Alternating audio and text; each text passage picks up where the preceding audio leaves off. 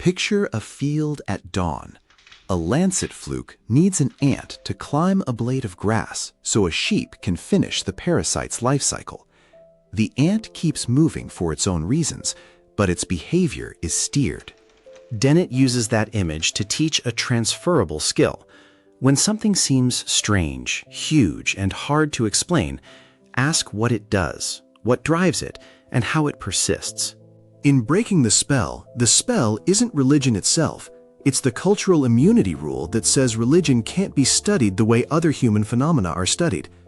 Dennett isn't trying to cancel faith. He's trying to lift the taboo so you can look directly, with honesty and curiosity, at what religion is and how it works. Part 1 starts with the science question. Stephen Jay Gould once argued for NOMA. Science covers facts, religion covers values, and they never overlap. Dennett pushes back. Many religions make factual claims about the world, history, morality, and human nature. If there are claims, there are causes to investigate.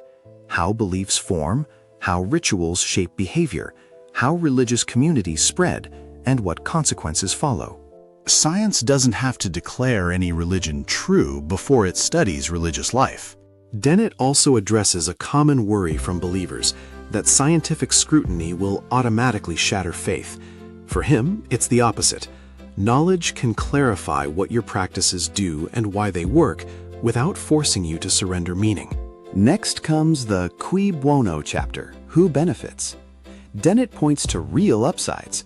Religion can create belonging, offer comfort in grief, teach moral habits, and motivate charity. It can inspire art and give people meaning when life feels chaotic. But he won't stop at the glow. He asks whether these benefits come from religion's specific content or from general features like shared stories, emotional commitment, and rules that reduce harm. Part 2 turns to origins. You don't start with cathedrals, you start with minds. Dennett traces religious belief to early human psychology, folk explanations, animism, and a bias toward agency detection. In the dark, a rustle could be wind or a predator. The safer mistake is to assume intention. Over generations, hyperactive agency detection can make the world feel populated. Spirits in storms, purpose in accidents, minds behind events. From those raw intuitions, cultural evolution does the rest. New religious ideas appear constantly. Most vanish quickly. A few spread because they fit human minds and because they perform well at transmission. Dennett brings in memetics, ideas as cultural replicators. Religious thoughts, rituals, and symbols compete in a meme pool, the way organisms compete in an ecosystem. Some spread as mutualists, helping their carriers. Others spread like parasites, exploiting fear, demanding costly commitment, or harming individuals. Emotion fuels that competition. Music, synchronized movement, awe, and repeated storytelling turn belief into memory. Sacred texts help doctrines travel across families and centuries. Dennett also covers how roles and institutions form. Specialists interpret signs, rituals coordinate crowds, and rules keep communities aligned. A recurring theme is belief in belief. People may publicly affirm what's expected, even when private certainty wobbles, because the group rewards loyalty and discourages doubt. Taboos in sacred sources act like cultural locks.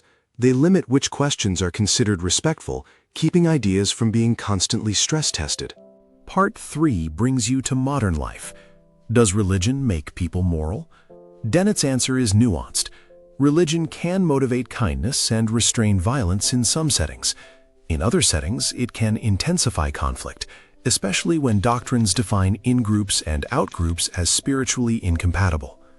Context decides.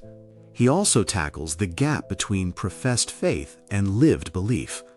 Many people, including leaders, express stronger certainty than they actually feel.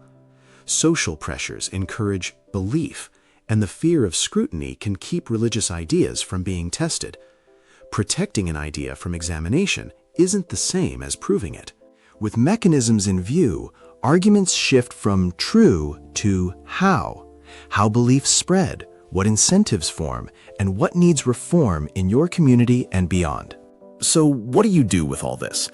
Dennett calls for more rigorous, unbiased study of religion, treating it as human history, culture, psychology, and evolution. He suggests a school-friendly curriculum approach. Learn world religions to reduce ignorance, not to wage war over them. Think public health for culture. Identify harmful patterns, preserve what truly helps, and update understanding when evidence changes. Breaking the spell is less a demolition project than a lantern. You don't have to abandon your beliefs to study their origins. Stop treating inquiry like it's off limits.